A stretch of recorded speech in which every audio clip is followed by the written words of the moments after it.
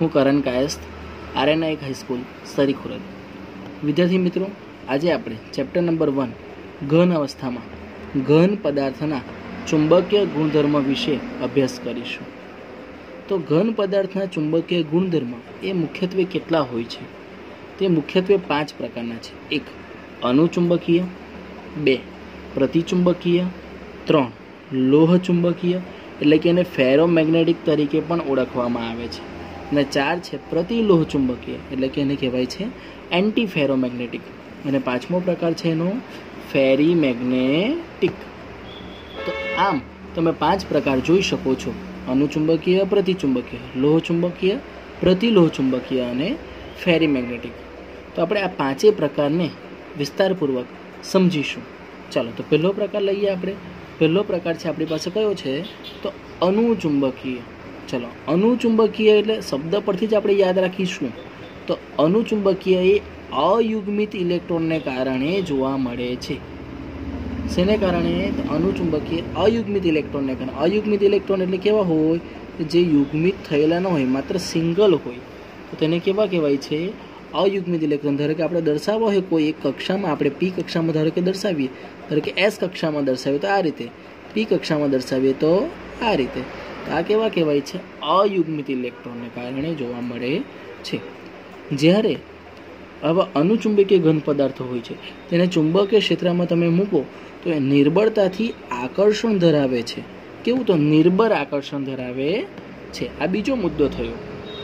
તો વિદ્યાર્થી મિત્રો, ત્રીજો મુદ્દો એનો છે કે ચુંબકીય ક્ષેત્રની ગેરહાજરી, કે તમે જો ચુંબકીય ક્ષેત્ર જો હટાવી લો તો એ ચુંબકત્વ ગુમાવે છે. એટલે જ્યારે ચુંબકીય ક્ષેત્રમાં હોય ત્યારે જ એ નિર્બળતાથી આકર્ષણ ધરાવે છે. બાકી ચુંબકીય ક્ષેત્ર જો તમે હટાવી લો તો એ પોતાનું ચુંબકત્વ ગુમાવે છે. અને ઉદાહરણ તરીકે લઈએ તો આપણી પાસે Cu+2, O2, Fe+3 અને Cr+3 આ આપણા ઉદાહરણો છે અનુચુંબકીય ઘન પદાર્થના. તો તમે જોયો છે કે અનુચુંબકીય માત્ર 4 જ મુદ્દામાં તમે અનુચુંબકીય ગુણધર્મ સમજી શકો છો.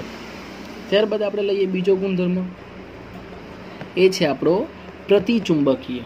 તો પ્રતિચુંબકીય આઈ થિંક હવે તમને ખબર પડી જ ગઈ હશે કે એ યુગ્મિત ઇલેક્ટ્રોનને કારણે જોવા મળે છે. કેવા?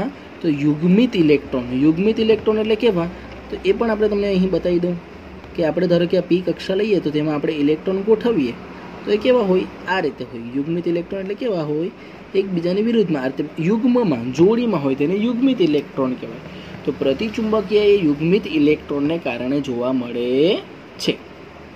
તેઓ ચુંબકીય ક્ષેત્રમાં નિર્બળતાથી અપાકર્ષણ ધરાવે છે. એટલે તમે જ્યારે એને ચુંબકીય ક્ષેત્રમાં મૂકશો તો એ શું કરશે? નિર્બળતાથી અપાકર્ષણ ધરાવશે. ચાલો આગળ જઈએ. તો ત્રીજો મુદ્દો એમ કહે છે કે ચુંબકીય ચાક માત્રા રદ કરે. હા, તો આપણને ખબર છે કે જ્યારે આપણે ઇલેક્ટ્રોનની જે આપણે દિશા દર્શાવી છે તો આપણે એનું મૂલ્ય હોય તો એકનું મૂલ્ય કેટલું હોય? +1/2 ને એકનું મૂલ્ય કેટલું હોય? તો -1/2. તો આપણે જોઈએ છે કે બંને એકબીજાની વિરુદ્ધ દિશામાં છે. તો આમ વિરુદ્ધ દિશામાં હોય તે ચુંબકીય ચાક માત્રા રદ કરે છે. અને ઉદાહરણ તરીકે લઈએ તો H2O, NaCl અને C6H6. તો આપણે આ 2 મુદ્દા થયા, અનુચુંબકીય અને પ્રતિચુંબકીય. આમ તમે શોર્ટ રીતે તમે આનો સ્ક્રીનશોટ લઈ શકો છો. તો શોર્ટ રીતે તમે આ રીતે એને યાદ રાખી શકો છો. ચાલો આગળનો ત્રીજો આપણે પ્રકાર જોઈએ.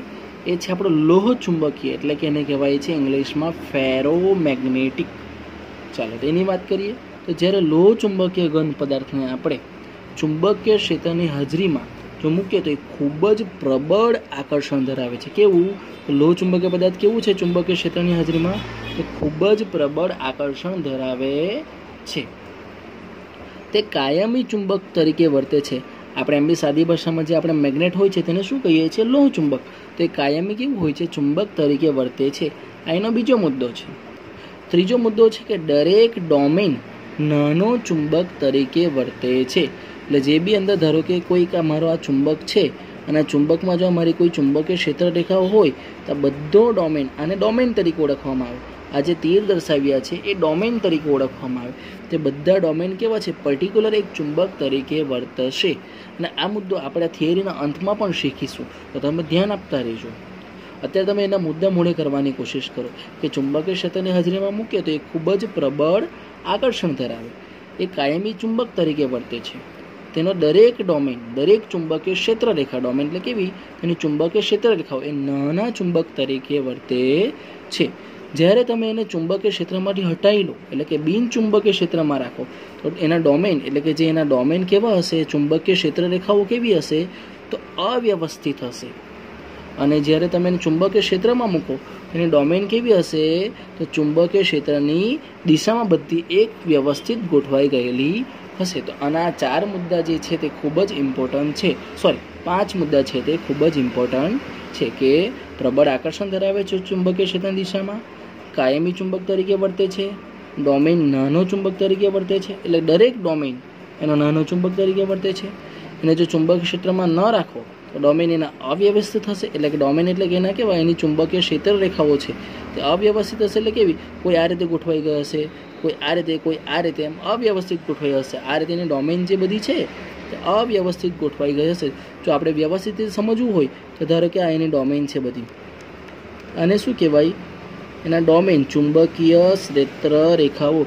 તો આ રીતે બધા તીરો એકબીજાને અવ્યવસ્થિત આપણે એને ડોમેન તરીકે દર્શાવ્યા છે, તો અવ્યવસ્થિત ગોઠવાશે. ક્યારે, કે બિન ચુંબકીય ક્ષેત્રમાં હશે ત્યારે. અને જ્યારે ચુંબકીય ક્ષેત્રમાં રાખશો ત્યારે ડોમેન ચુંબકીય ક્ષેત્રની દિશામાં, જે બાજુ ચુંબકીય ક્ષેત્ર હશે એ પ્રમાણે એક વ્યવસ્થિત આ રીતે ડોમેન બધા ગોઠવાઈ જશે. આમ આપણે અહીં ઉદાહરણ પણ જોઈ શકીએ છીએ. ઉદાહરણમાં આયર્ન, કોબાલ્ટ, નિકલ, ગેડોલિનિયમ અને ક્રોમિયમ ડાયોક્સાઇડ, તો આ ઉદાહરણ પણ તમે જોઈ શકો છો. તો અહીં લોહ ચુંબકીય આપણે સમજ્યા, આઈ થિંક તમને સમજ પડી હશે, અને આનો તમે આ સ્ક્રીનશોટ પણ લઈ શકો છો. ચાલો આગળ જઈએ. આગળનું ઉદાહરણ છે આપણું પ્રતિલોહ ચુંબક. ઉદાહરણ એટલે આપણો પ્રકાર છે પ્રતિલોહ ચુંબકીય, એને કહેવાય છે એન્ટી ફેરોમેગ્નેટિક. તો એમાં શું છે કે ડોમેન જે આપણા ડોમેન હોય છે, આ બધા આપણા જે ડોમેન હોય તે કેવા હોય, એકબીજાની વિરુદ્ધ હોય છે. એટલે કઈ રીતે, તો આ રીતે એકબીજાની વિરુદ્ધ ગોઠવાયેલા હશે અને ચુંબકીય ચાક માત્રા રદ કરે છે. તો ઓબ્વિયસલી કે એક ડોમેન આ રીતે ગોઠવાયો હોય અને એક ડોમેન આ રીતે ગોઠવાયો હોય, એક ડોમેન આ રીતે અને એક ડોમેન આ રીતે, તો બધા એકબીજાની વિરુદ્ધ. એટલે એ શું કરવાના, તો ચુંબકીય ચાક માત્રાને +1/2 લઈએ ધારો કે, અને આ -1/2, આ +1/2, આ -1/2, તો એ બધાની ચાક માત્રા કેવી થઈ જશે, રદ થઈ શકે. બરાબર. એટલે જ્યારે આપણે ડોમેન છે એકબીજાથી વિરુદ્ધ ગોઠવીએ એ ચુંબકીય ચાક માત્રા રદ કરે છે. અને ક્યારે ડોમેન એકબીજાથી વિરુદ્ધ હોય, તે પ્રતિલોહ ચુંબકીય ગુણધર્મ ધરાવે ત્યારે ડોમેન એકબીજાની વિરુદ્ધ દિશામાં જોવા મળે છે. અને એનું ખાસ ઉદાહરણ એક જ છે, તે આપણે યાદ રાખવાનું છે, ઇમ્પોર્ટન્ટ છે MCQ માટે. તો MnO, મેંગેનીઝ ઓક્સાઇડ, એનું ઉદાહરણ છે. અને અંતિમ આપણો મુદ્દો છે ચુંબકીય ગુણધર્મનો, જે છે ફેરી મેગ્નેટિક. શું છે, ફેરી મેગ્નેટિક. તો ફેરી મેગ્નેટિકમાં શું થાય છે કે ડોમેન, આ જે આપણા ડોમેન હોય છે, આ રીતે આપણે જે દર્શાવીએ છીએ ડોમેન, તે ચુંબકીય ચાક માત્રામાં હોય, એટલે કે ચુંબકીય ક્ષેત્ર રેખામાં, કે ચુંબકીય જે આપણે આકર્ષણ ધરાવે છે, એટલે કે ચુંબકીય ક્ષેત્ર હોય છે, તેમાં એવો એકબીજાને સમાંતર અને બિન સમાંતર, એટલે કે અસમાન સંખ્યામાં, એવું કોઈ જરૂરી નથી હોતું કે એક સીધો હોય છે ડોમેન અને એક એને વિરુદ્ધ હોય છે, એવું કંઈ જરૂર નહીં. આ રીતે એકબીજાને સમાંતર હોઈ શકે, બિન સમાંતર પર હોઈ શકે. આ રીતે એકબીજાને સમાંતર, બિન સમાંતર, એટલે કે અસમાન સંખ્યામાં ગોઠવાયેલા હોય છે. એ ફેરી મેગ્નેટિકમાં શું જોવા મળે છે કે ડોમેનને જ્યારે તમે ચુંબકીય ક્ષેત્રમાં મૂકો છો ત્યારે તેઓ એકબીજાને સમાંતર અને બિન સમાંતર હોઈ શકે, અથવા તો એ અસમાન સંખ્યામાં પણ ગોઠવાયેલા હોઈ શકે છે. એના ઉદાહરણ છે આપણી પાસે મેગ્નેટાઇટ, એટલે કે Fe3O4, ફેરાઇટ, એટલે કે MgFe2O4 અને ZnFe2O4. આ આપણી પાસે એના ઉદાહરણો છે.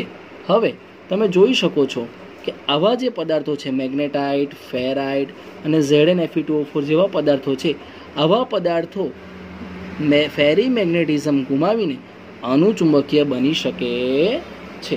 તો આ થયું આપણું ફેરી મેગ્નેટિક. ચા હવે એને એક ડાયાગ્રામ દ્વારા સમજીએ. તો આ મેં અહીં શું દર્શાવ્યા છે, ડોમેઇન દર્શાવ્યા છે. શું દર્શાવ્યા છે, ડોમેઇન. તો ડોમેનને આ રીતે દર્શાવી શકાય. ચુંબકીય ડોમેન એટલે કે એની ક્ષેત્ર રેખાઓ છે. તો આપણે ફેરોમેગ્નેટિકની વાત કરી કે જ્યારે એને ચુંબકીય ક્ષેત્રમાં મૂકવામાં આવે ત્યારે બધા એકબીજાને સમાંતર રીતે ગોઠવાઈ જશે. આ ક્યાંની કન્ડિશન છે? તો ચુંબકીય ક્ષેત્રમાં મૂકવામાં આવે છે. સમજ પડે છે? ક્યાં મૂક્યું છે આપણે? ચુંબકીય ક્ષેત્રમાં મૂક્યા છે ડોમેનને. તો એ ફેરોમેગ્નેટિકમાં કેવા હશે? બધા એકબીજાને સમાંતર હશે. એન્ટી ફેરોમેગ્નેટિકમાં કેવા હશે? તો એકબીજાને વિરુદ્ધ. તેઓ ચુંબકીય ચાકમાત્રા રદ કરે છે. અને ફેરીમેગ્નેટિક તમે જોઈ શકો છો કે એવું કંઈ નથી, એ લોકો એકબીજાને સમાંતર પણ હોઈ શકે અને બિન સમાંતર પણ હોઈ શકે. આ રીતે અસમાન સંખ્યામાં એ લોકો ગોઠવાયેલા જોવા મળે છે. તો આમ આજે આપણે 5 મુદ્દા જે હતા આપણે ચુંબકીય ગુણધર્મના, એ ખૂબ જ સરળ રીતે નાના નાના મુદ્દાઓ દ્વારા આપણે સમજ્યા છીએ. આઈ થિંક તમને આ ઘન પદાર્થના ચુંબકીય ગુણધર્મ વિશે સમજૂતી મળી હશે.